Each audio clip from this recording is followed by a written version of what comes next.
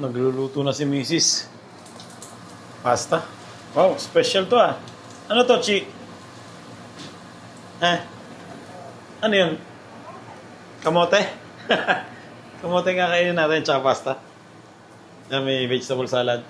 Nalabas ko muna si Posti.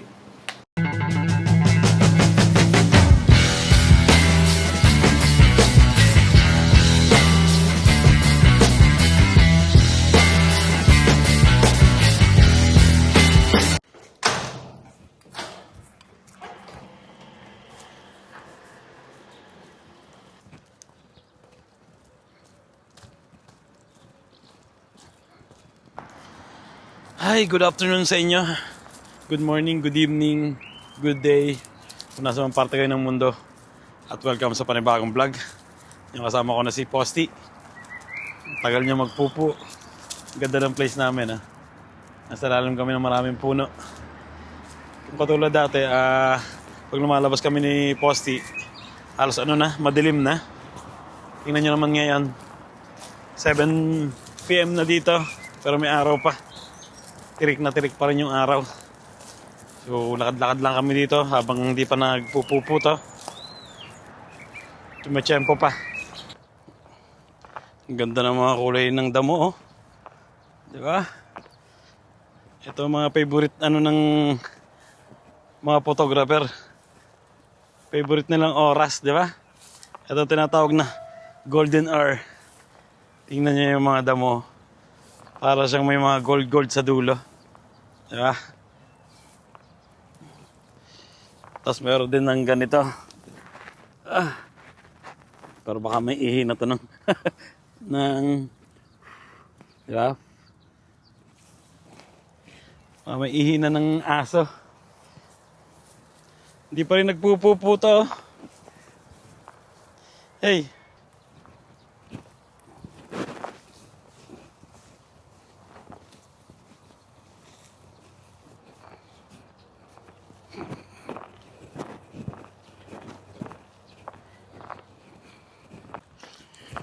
Dito na kami sa bahay.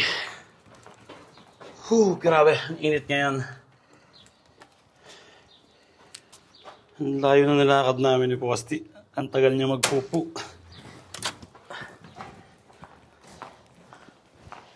Grabe ang balahibo ni Posti, oh. Nagkalat sa sahig. Ay, kailangan na ulit siyang sigurong gupitan. Kasi mainit na rin. Mas maganda siguro yung pag maikli yung balahibo niya na. Nakaluto na si Mrs. Pasta. Ayan yung chicken na may breadcrumbs. So, ang vegetable salad. Nakababa na rin yung aming tulda. Ayan. Sarap mag-vlog ngayon dito. Hindi ako masyado nakikita sa labas, no? Makikita nyo masyado yung aming halaman dito. Ayan, oh. Meron din ditong kamatis. Tapos ito yung celery yata to. Itong halaman na to. Kainan na! Bakit, may allergy ka? Yan, oh, pasta. Kumakain na si Bunso. Ang tagal nung namin. Kausap namin Italiano. Inabot na kami ng gutom. Hindi pa nadating. 7:30 daw eh. 7:45 na. So, kain na muna. Pasta. Nagsawa na sa kanin, no? Ilang araw na kami nagkakanin. Tapos ilang araw na ring kaldereta. Tsaka, ang tawag dun? Embutido. Ayan, okay na okay yan. Pasta. Siyempre lagyan natin yan ng parmesan cheese. And boom. Thank you Lord. Kainan muna. Tagal nung aming kausap na Italiano. 7:30 yung usapan namin, 7:45 na. So, nagutom na si Basti, nagutom na si Mrs. At yan, kain na muna kami. Mamaya pa yun, baka kumakain pa rin yun. So, tara. Mag-8:30 na. tinawagan na ni Mrs. yung kausap namin. Nalimutan na pala. At ayun, sinabi naman yung mga gagawin namin kasi bukas may appointment kami sa bangko. Parang ano ba yun? Last year din, ganun na. Ganun din naman yung tinatanong sa amin. Yung kung kamusta, ganun. Kung pinapaliwanag sa amin kung magaling magbayad. Good payer naman kami. Ilang taon na ba tayo nakakabayad? 4 na taon na kami nakakabayad. Ilang years na lang? 26 years pa. Yung magandang ano doon. Hindi mo talaga madali. Hindi naman kami nagmamadali. 26 years pa yung para punuin namin tong bahay namin na to. Siyempre, pwede naman yung madaliin din. Kung nagmamadali ka, pwede mong bayaran naman kagad-agad dyan, di ba, Chi? Pwede mong lakihan yung bayad, buwan-buwan, di ba? Kami, ayun nga, sabi nga ni Mrs. hindi kami nagmamadali. So, ayun, 26 years na lang. Ilang taon na ako nun? 42 na ako ngayon. Tingnan natin. 70 years old na pala ako bago magkaroon ng sariling bahay. 42 plus 26. Oo nga, magsa-70 na, 68. Ayan. Pero okay lang yun kasi para ang anak namin may sariling bahay din, di ba? Ikaw ano? 37 plus 26. 63 ka na. Bata pa. Pero nakakatuwa yung mga kabataan dito. Marami na dito mga kabataan na may mga sarili-sarili na silang bahay. Kahit mag-girlfriend pa lang sila. Di ba? Ayun yung mga masisipag na kabataan dito. Katulad nun, hindi namin kasi naisip yun nung bata-bata pa kami. Kaya, ayun, ngayon lang kami nakakuha ng bahay. Pero, okay lang naman, di ba? Ang importante naman doon nga, yung katulad na sinabi ko kanina, para naman sa mga bata, at least, meron silang, bahay. Pag sila ay naglakihan na, paghatian na lang nila. Kaya kung gusto nyo magkaroon dito ng bahay sa Italy, madali lang naman, basta may trabaho lang kayo, di ba, Chino? Madaling makakuha ng bahay dito. Lalo na pares kayo nagtatrabaho ng partner mo. Kami kumuha ng bahay, sobrang mabilis lang kaming naaprubahan. At ayun, may bahay na kami, may sariling bahay na kami. Kasi ang ginagawa nila dito, bale, ang bangko yung magbabayad, tapos sa bangko ka magbabayad ng buwan-buwan para hindi masyado mabigat na. Katulad nga ng binabayaran namin dito, 400 lang yung binabayaran namin dito, buwan-buwan. And syempre, hindi lang naman yun ang binabayaran dito. May mga basurahan, bills. Syempre, kailangan hati-hatiin doon yung mga sinusweldo. So, yan ang pinakamaganda, di ba? 400 lang buwan-buwan. At least may matitirang sweldo. May mababayaran na mga emergency. May tatagong pang-emergency rin. Di ba? Naisipan namin ni Miss maglakad ngayon. Totoo naman to, Chi. Araw-araw na ba ito? Yan may laruan na rin dito ng skateboard. Sarap sana kung marunong mag-skateboard, no?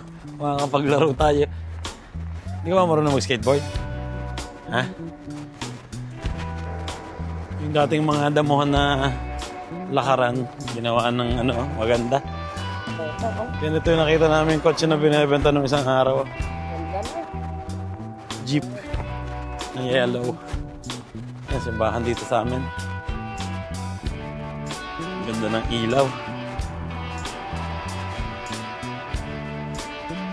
Tapos ito, dito nag-aaral ng language yung ibang lahi. Kung gusto mong mag-aaral ng language, pwede dito. Libre ba yan? May bayad din ba yan? Magana? Ito naman yung school din na Basti.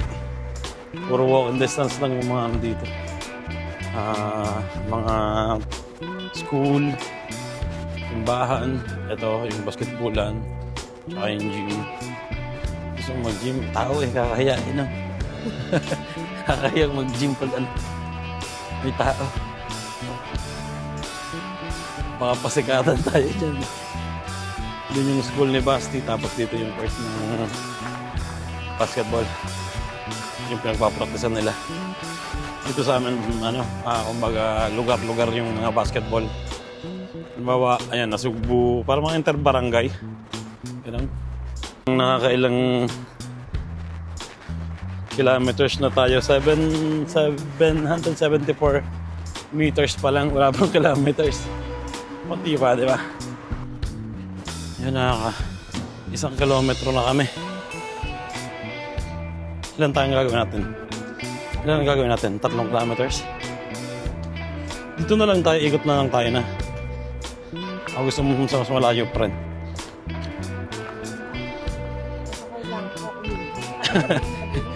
Ka na? Kita ka dyan sa malayo. Ang galing ng misis eh. Nakasimple ka agad.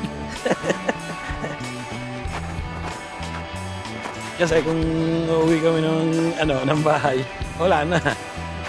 Finish na. Tatama rin na. Dito palagi kami naglalakad ni Posti nung nakasa namin pag pumupupo siya. Walang halos mong naglalakad ngayon. Baka nagkakainan pa. Nandito lang mga kabataang tambay. Sana hindi maharot, di ba? Para pinapawisan. Ha? Si Mrs. ano pa eh, hoodie. Pero medyo malamig-lamig nga na. Medyo konting-konti lang. Pero ako naiinitan.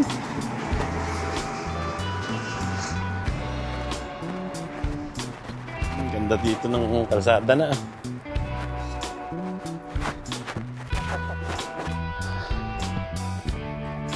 Dito na kami sa malaking park. Walang tao. Ikaw. Pa-testing ako nito. Hindi ko pa na-testing ito.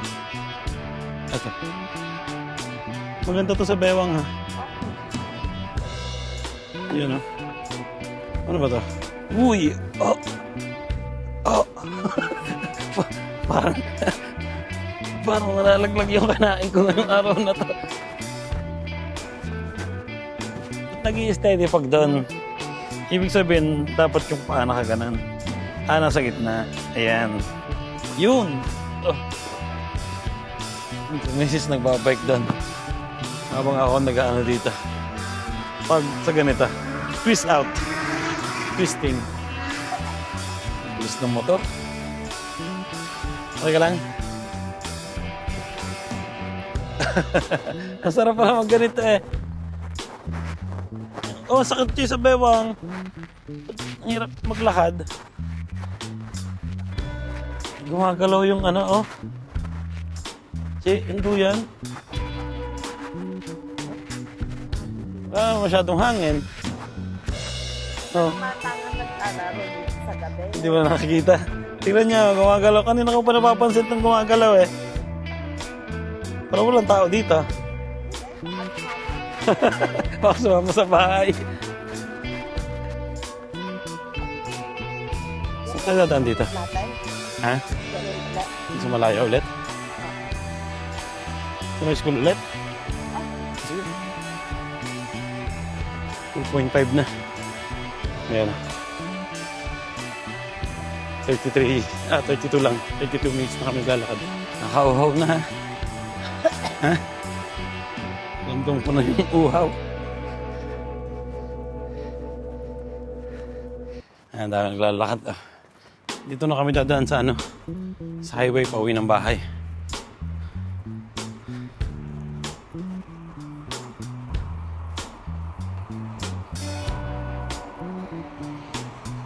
May binibentang bahay dun, oh. Sa taas, oh. Malaki to.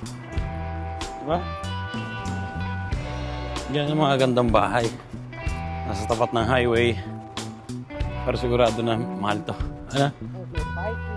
May parking. Mga nasa harapan nyo. Mga negosyo. Pero mga malaking kwarto yan. Mga 3 kwarto yan. Holding hands pa kami. Sarap talaga matuto mag-skateboard pag nakikita ko itong laruan na to. Meron sa bahay skateboard ah. Hindi ako maalam eh.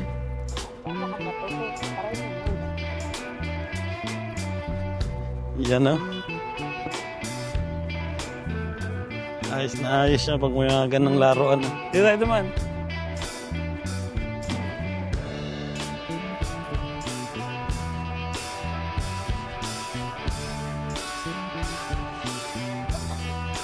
Saan gawa to? Bakal. Medyo mahangin dito sa lugar na to. Papunta na kami sa highway. Tapos, ayun, diretso na sa bahay.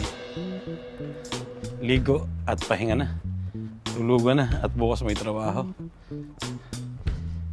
Dito na kami sa main street namin. Mga sasakyan na nandito. Okay ka lang, Chi?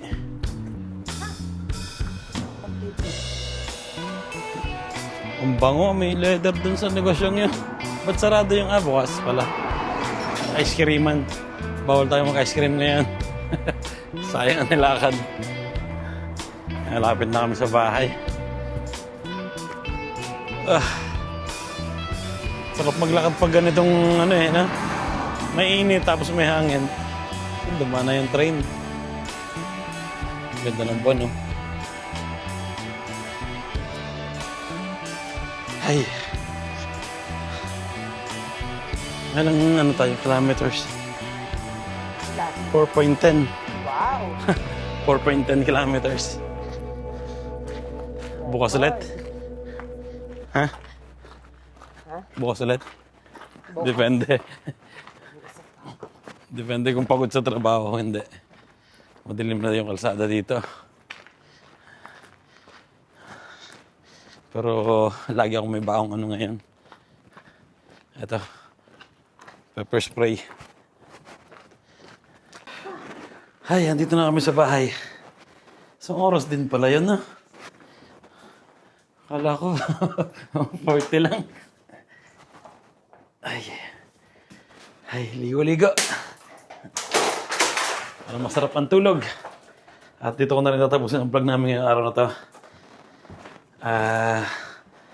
Trabaho pa bukas. Ingat palagi and salamat sa panonood.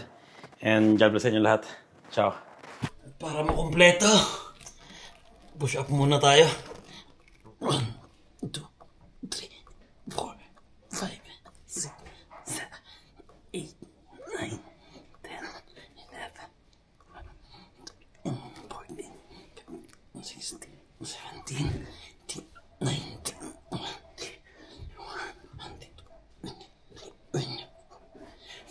26, 28, 30.